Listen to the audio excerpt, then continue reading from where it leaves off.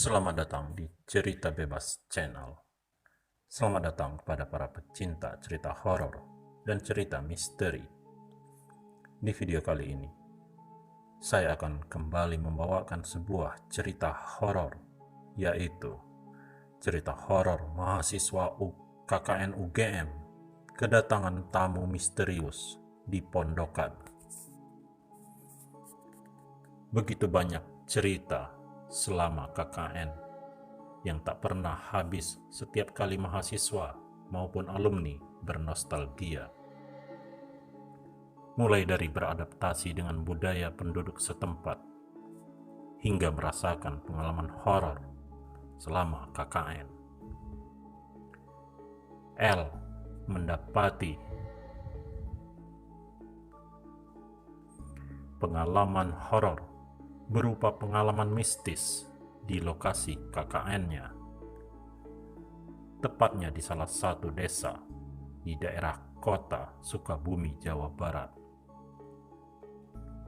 Saat itu, ada satu temannya, sebut saja namanya X, yang kesurupan, dan satu temannya lagi hampir mengalami hal yang serupa.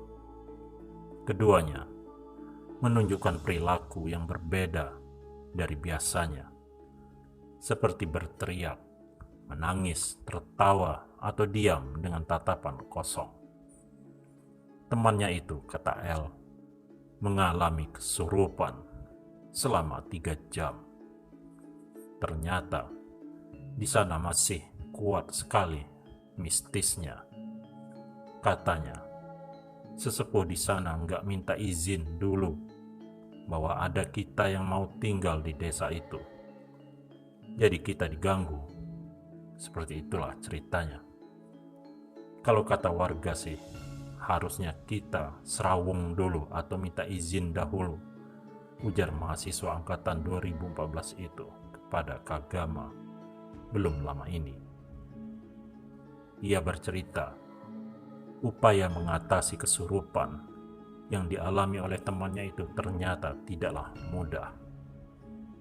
Mereka sudah meminta bantuan ustadz, tapi tetap saja tidak manjur. Si X akhirnya sembuh dengan bantuan orang pintar di sana. Sementara teman L yang berikutnya, sebut saja Y, juga hampir mengalami hal yang serupa, yaitu kesurupan. Temannya itu sering merasakan aura sedih. Suatu hari raut wajahnya pun berubah. Kami berdua ada di satu kamar yang sebelumnya menjadi tempat munculnya peristiwa kesurupan itu.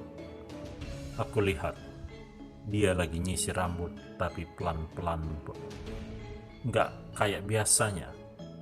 Di situ aku sudah merasa aneh melihat perilakunya seperti itu. Terus aku ajak dia ngobrol. Dia tidak respon. Aku panggil lagi. Dia hanya menoleh dengan tatapan mata yang kosong, ujarnya. Merasakan aura dan energi yang berbeda di pondokan. Masih terkait dengan Y yang hampir kesurupan. L kemudian memberitahukan kejadian ini ke temannya yang lain. Bersama-sama L menarik Y untuk keluar dari kamar. Dikatakan L, upaya menarik Y keluar dari kamar ini lumayan berat atau susah, layaknya menarik orang berbadan besar. Setelah berhasil ditarik keluar, kami suruh dia untuk tidur. Akhirnya dia sembuh, dan habis itu nangis. Katanya dia melamun terus di kamar itu. Dia ngerasain energi sedih, jelas L. Menurutnya, akses listrik yang terbatas tentu membatasi aktivitas warga, sehingga banyak tempat-tempat yang kosong, dan akhirnya tercipta suasana mistis. Di samping itu, masyarakat di lokasi KKN-nya memang masih percaya dengan hal-hal mistis semacam itu. Sementara itu, di lain tempat, mahasiswa yang KKN di Pulau Karimun, Jawa, juga merasakan suasana tak biasa ketika sedang berkumpul dengan temannya di belakang pondokan. Dirinya merasakan cuaca gerah yang tak wajar. Hal tersebut juga dirasakan oleh teman-temannya. Ia dan temannya itu kemudian bergegas masuk. Pas sudah masuk rumah, aku dikasih tahu temanku yang punya kemampuan untuk melihat itu, dalam tanda petik. Katanya, makhluk halus yang temanku lihat baru saja lewat belakang rumah.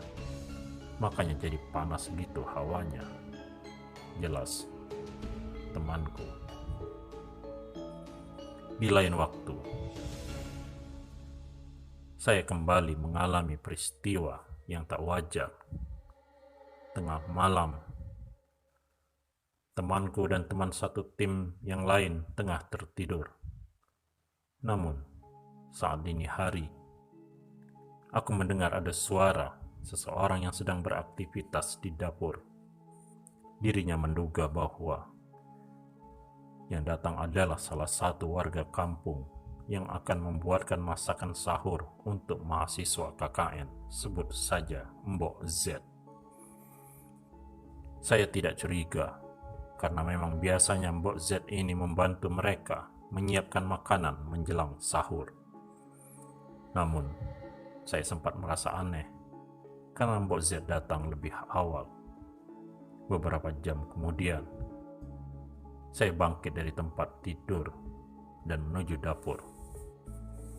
Saya cukup terkejut karena Mbok Z yang ia lihat atau ia kira sudah datang dari tadi ternyata baru saja sampai di dapurnya.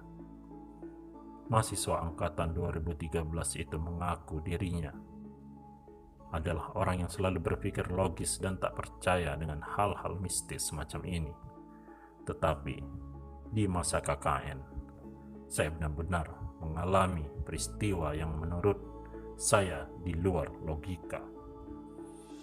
Mendengarkan cerita penduduk tentang perang berdarah antar suku, tak ada cerita mistis, tetapi saya merasakan pengalaman horor juga ketika mendengarkan cerita warga tentang konflik masyarakat Dayak dan Madura. Membunuh orang Madura, kata dia, menjadi sebuah kebanggaan bagi orang Dayak.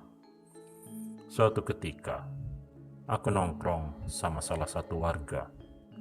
Dia cerita dengan bangganya, bapak dia pernah membunuh orang Madura.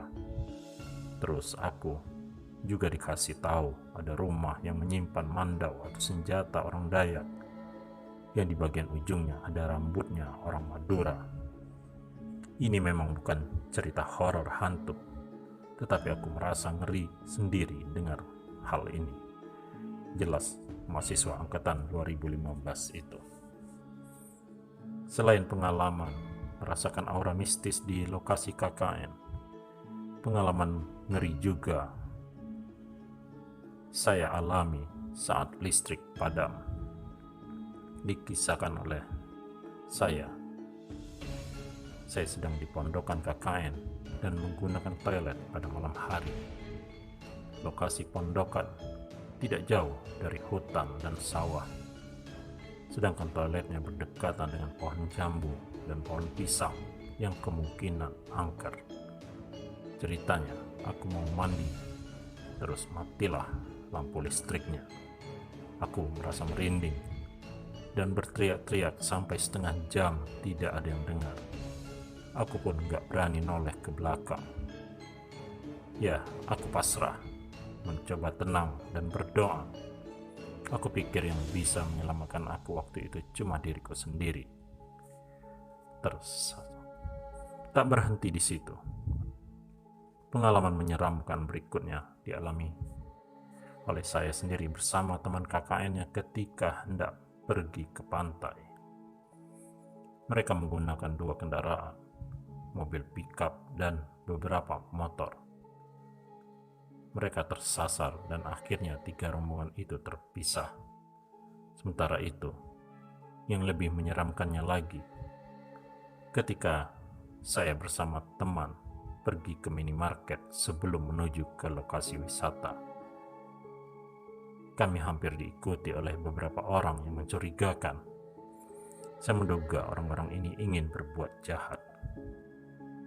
Mereka sudah melihat ke arah kami, mengintimidasi begitu. Terus kami cepat-cepat pergi dan mereka sempat mau ngikutin juga. Tapi akhirnya kami bisa lolos dari mereka. Ia memperkirakan waktu perjalanan bisa ditempuh dalam waktu 1 jam. Namun, karena berbagai kendala, mereka harus menempuh perjalanan sampai 3 jam. Kondisi jalan yang rusak juga membuat badan mereka sakit dan pegal. Ini menjadi pengalaman paling mengerikan daripada merasakan aura mistis di lokasi KKN. Berbagai pengalaman mengerikan selama KKN pastinya hampir dialami semua kelompok. Kejadian ini selalu menjadi peringatan bagi mahasiswa KKN untuk lebih sopan dan santun terhadap adat dan budaya setempat. Demikianlah kisah singkat tentang kisah horor di lokasi KKN kali ini. Bila Anda mempunyai kisah yang mirip atau sama, silakan Anda komen di bagian komen. Terima kasih.